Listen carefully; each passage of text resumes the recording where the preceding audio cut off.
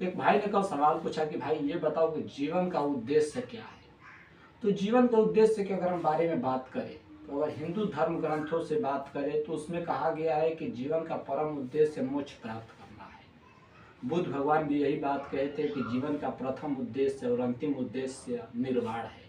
निर्वाण और मोक्ष दोनों एक ही बात है, जीवन मरण के चक्र से सदा के लिए मुक्ति पाना। सभी धर्म कहीं ना कहीं इसके प्रति पॉजिटिव है, वो मानता है कि हाँ मोक्ष प्राप्त करना है, जीवन का अंतिम उद्देश्य है, इससे परे कुछ भी नहीं है। हर मनुष्य के जीवन का एक उद्देश्य है मोक्ष प्राप्त करना, अगर ये नहीं तो फिर जीवन में कुछ नहीं, क्योंकि मोक्ष प्राप्त करने से हमारे अंदर की जो दुख पीड़ाएं हैं वो सब सदा के लिए छूट जाती है। जब जीवन मरण ही नहीं होगा तो फिर दुख कहाँ से आएगा। ये दुख जीवन में ही है, अगर ये जीवन नहीं है तो फिर दुख का कोई कारण नहीं है, और जब तक जीवन रहेगा दुख रहेगा ही रहेगा। बुद्ध भगवान ने इसी के बारे में कहा था कि दुख निरोध।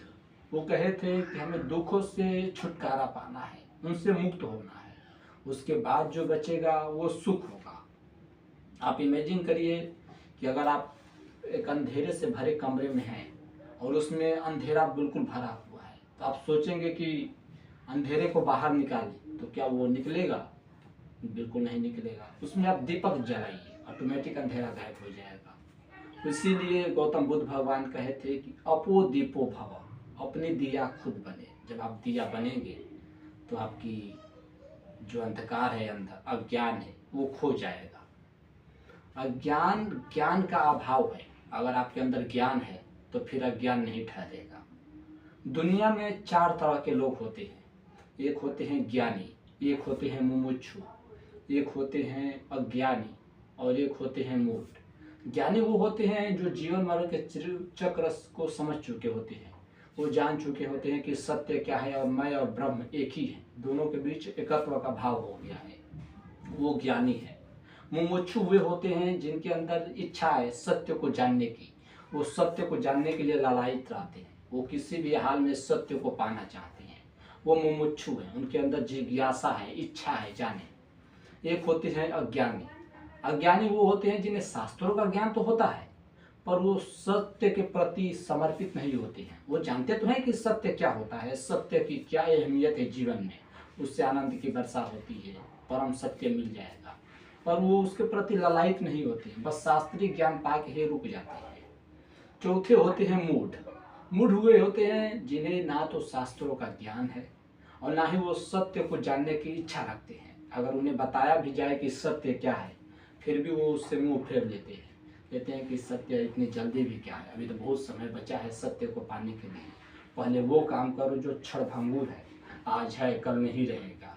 अगर उनसे कहा जाए कि आपको मोदी का पद मिल जाए, प्रधानमंत्री का, या सत्य जान लेंगे, तो कहेंगे कि पहले हमें प्रधानमंत्री बना दिया जाए, सत्य पाने में इतनी जल्दी क्या है। लेकिन वो ये नहीं समझते कि अगर हम सत्य को जान लेंगे तो फिर हमें प्रधानमंत्री की पद की भी ज़रूरत नहीं है, क्योंकि सत्य उससे कहीं बड़ा है। अगर प्रधानमंत्री का पद ही सबसे उत्कृष्ट होता तो गौतम बुद्ध भगवान सब कुछ छोड़ छाड़ के महल का राज सुख जंगल नहीं गए होते। लेकिन हम उनके त्याग को समझ ही नहीं पाए कभी। ये हमारी अज्ञानता है या फिर हमारी मूढ़ता। मूढ़ से अज्ञानी बेहतर होता है। अज्ञानी को कम से कम ये तो पता होता है कि सत्य की अहमियत क्या है, सत्य होता क्या है, लेकिन मूढ़ वो नहीं समझ पाता। अज्ञानी से बेहतर है मुमुक्षु। मुमुक्षु सत्य के प्रति लालायित रहता है, भले वो सत्य को नहीं जानता और उसके अंदर जानने की इच्छा तो रहती है। उससे ऊपर है ज्ञानी। ज्ञानी तो सर्वोच्च है ही, क्योंकि वो सत्य को पा चुका है, जीवन मृत्यु के चक्र से छूट चुका है, वो जान चुका है कि सत्य क्या है। सत्य को पाने के लिए, जीवन में मोक्ष को पाने के लिए, जीवन का उद्देश्य पूरा करने के लिए कई सारी चीज़ें हो सकती हैं। कुछ लोग भक्ति के मार्ग पे चल के परमात्मा को पाते हैं, ये अच्छा तरीका है।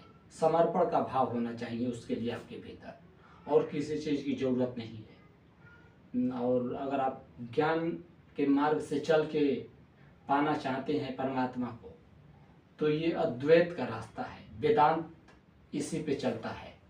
आदि गुरु शंकराचार्य ने ज्ञान को उत्कृष्ट पद पे रखा है कि ज्ञान के मार्ग से या आप आसानी से मोक्ष को प्राप्त कर सकते हैं। मोक्ष के बारे में आपको समझना चाहिए कि मोक्ष कोई इंसान नहीं है, कोई वस्तु नहीं है, उसका किसी गृह में किसी लोक में निवास नहीं है। मोक्ष एक हमारी मानसिक स्थिति है, हमारी चेतना है। अष्टावक्र इसके बारे में बहुत ही संक्षिप्त में, बहुत ही शॉर्ट में और बहुत ही विस्तार से समझाए हैं और बहुत ही बेहतर तरीके से समझाए हैं, बेहतर ढंग से समझाए हैं। वो कहे हैं कि पूजा पाठ जप तप समाधि योग ये सब बंधन है। अगर इन सब से जब तक आप छुटकारा नहीं पाएंगे तब तक आप मोक्ष को प्राप्त नहीं कर पाएंगे। और मोक्ष के लिए सबसे प्रथम जो चीज होती है वो है वैराग्य यानी संन्यास। जब तक आपके अंदर वैराग्य की भाव नहीं आएगी तब तक आप आत्मज्ञानी नहीं बन सकते। जब तक आत्मज्ञानी आप नहीं बन सकते तब तक आप मोक्ष प्राप्त नहीं कर सकते, मुक्ति नहीं पा सकते, जीवन मरण के चक्र से छूट नहीं सकते। स्वामी विवेकानंद ने कहा था कि आत्मज्ञान के लिए वैराग्य होना बहुत आवश्यक है। बिना वैराग्य के आप आत्मज्ञान नहीं पा सकते। ये बिल्कुल ठीक बात है। वैराग्य का मतलब अब ये नहीं होता है कि आप महल अटारी छोड़ दीजिए, घर द्वार छोड़ दीजिए, कपड़े लत्ते छोड़ दीजिए, नंगे हो जाइए और चले जाइए जंगल में और वृक्ष के नीचे बैठ जाइए, किसी गुफा में घुस जाइए, बैठ जाइए। ये नहीं होता है। वैराग्य हमारे मन की स्थिति है।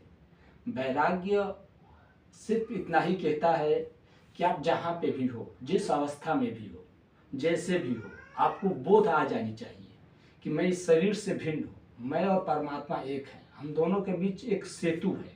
अगर इस सेतु समझ में आ जाए, इन दोनों के बीच जो सेतु है आत्मा और परमात्मा के बीच, तो हम समझ जाएंगे कि एक छोर पे हम हैं, दूसरे छोर पे परमात्मा है, बाकी है एक।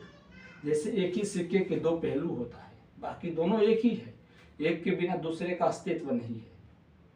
उसी प्रकार मोक्ष प्राप्ति में आत्मा से परमात्मा की यात्रा की जाती है, ब्रह्म को जाना जाता है। मुस्लिमों में हुआ एक मंसूर, उसने घोषणा किया अहम ब्रह्मास्मि, उसने सत्य को जान लिया था। ये बिल्कुल ठीक थी, वो सत्य को जान लिया था, उसने घोषणा कर दिया था।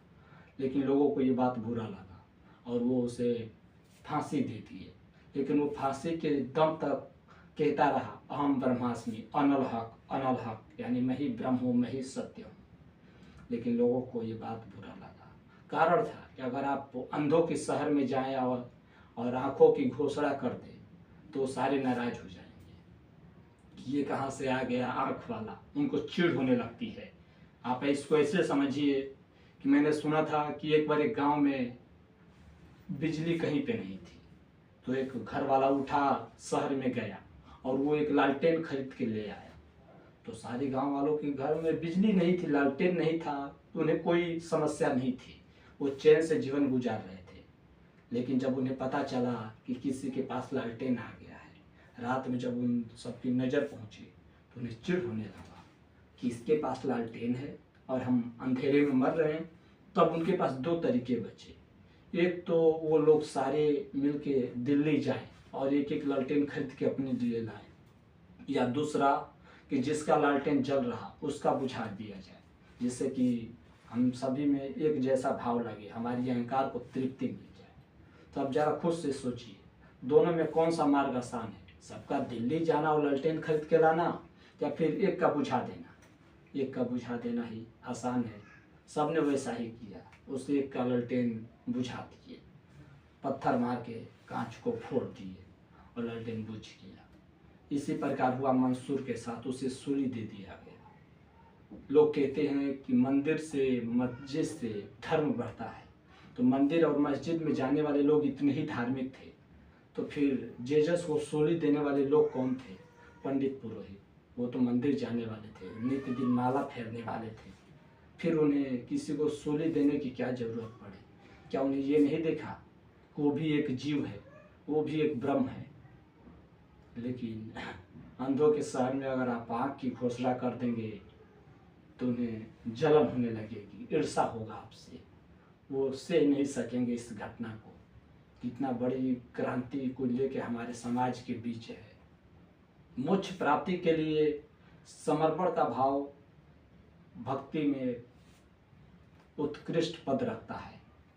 वो एक मात्र मार्ग है जिससे आप मोक्ष प्राप्त कर सकते हैं। मोक्ष कोई व्यक्ति नहीं है, कोई स्थान नहीं है जहाँ पे आपको जाके पाना है। मोक्ष आपके भीतर है। मोक्ष के लिए वैराग्य आवश्यक है। वैराग्य आपको मोह माया से, जो विषयों के प्रति आसक्ति है, उसे त्यागना है। यही वैराग्य है। वैराग्य आप जहाँ पे भी है, जैसे भी है, वैसे हो सकते हैं। आपको महल अटारी छोड़ के जंगल जाने की जरूरत नहीं है। आप महल में रह के भी वैरागी हो सकते हैं। वैराग्य हमारे मन की स्थिति